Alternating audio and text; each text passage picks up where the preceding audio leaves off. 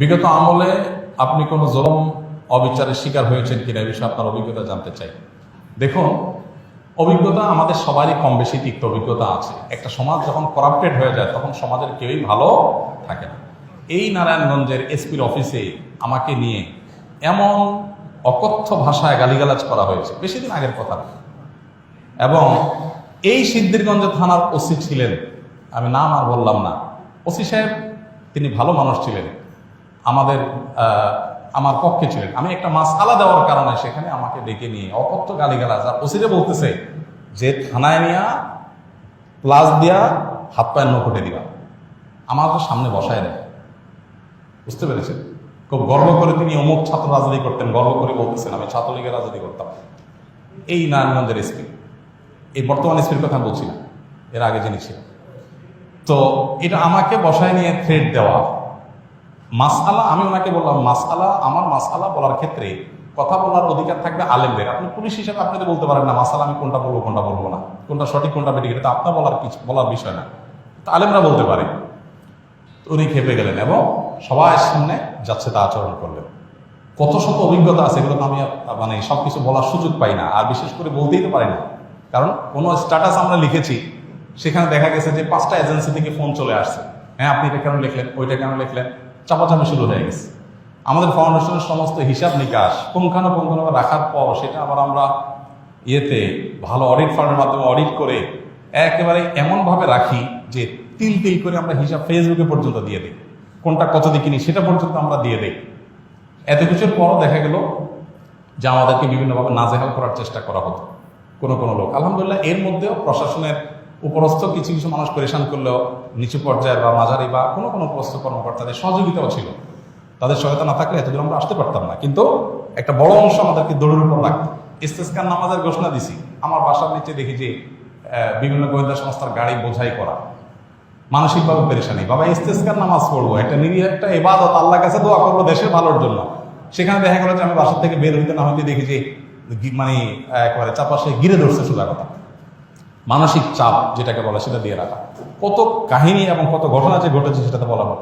জোর করে সরকারি বিভিন্ন অনুষ্ঠানে নেওয়ার জন্য একবার একজন এডিশনাল এসপি, তার নামটা আমার মোবাইলে সেভ করা আছে, আমি নাম আর বললাম না, উনি ফোন দিয়ে বলতেছেন যে আমি অমুক। তো আমি বললাম হ্যাঁ বলেন।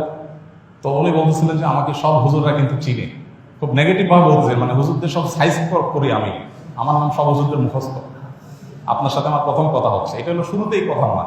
এরপর কি হয়েছে বলা যায় একটা অনুষ্ঠানে যাইতে হবে আপনাকে, সেখানে অমুক থাকবে, রাষ্ট্রের সবচেয়ে বড় পর্যায়ের লোক তারা থাকবেন, আপনাকে যেতে হবে। কি হয়েছে সেখানে আপনাকে একটা বক্তব্য দিতে হবে। তো আমি বুঝছি যে আমাকে একটা প্ল্যান ওয়াইজ আমাকে দিয়ে একটা জিনিস করানো হবে। আমি বিভিন্নভাবে অপারগতা প্রকাশ করলাম, বলে যে রাষ্ট্রের প্রয়োজন আপনি অস্বীকার করতেছেন। হ্যাঁ আমার রাইট আছে, রাষ্ট্র চাইলে আমার সেখানে বাধ্য করতে পারে না, আমি সাধারণ নাগরিক। যাই হোক, পরে শেষ পর্যন্ত আমার সেখানে যাওয়া লাগে না আলহামদুলিল্লাহ।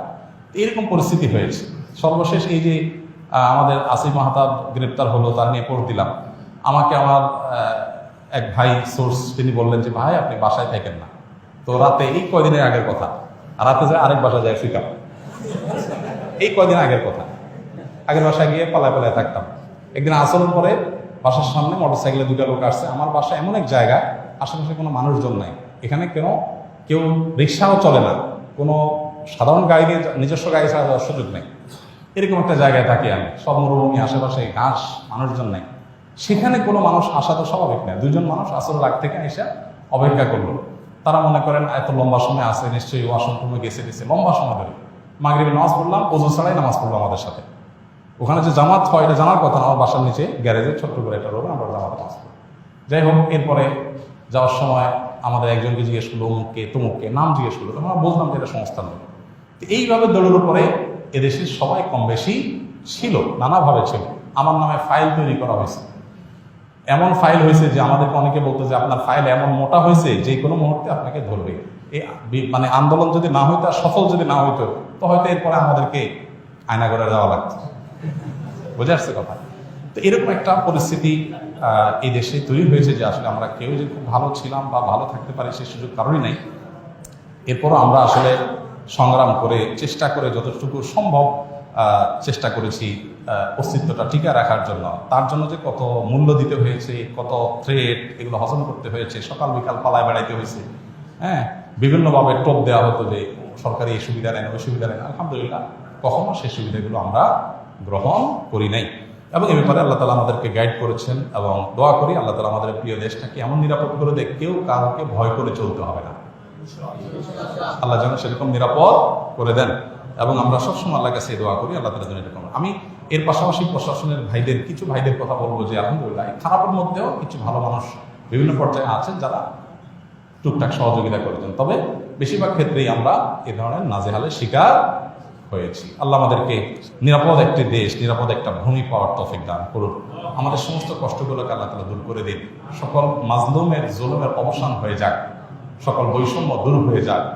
মানুষ পেটে ভাতে যাই খায় থাকে অন্তত নিরাপদে যেন থাকতে পারে, কোনো থ্রেট, কোনো হুমকির মধ্যে যেন থাকতে না হয়। কোনো একটা কথা লিখলে, কোনো একটা কথা বললে যদি 5টা টেলিফোন আসে আর চাপ আসতে থাকে, তাহলে মানুষ স্বাধীনভাবে কোনো কথা বলতে পারে না। আর মানুষ যখন লেজ বড় হয় বা গাছ যখন বড় হয়, তখন বাতাসও বেশি ধরে।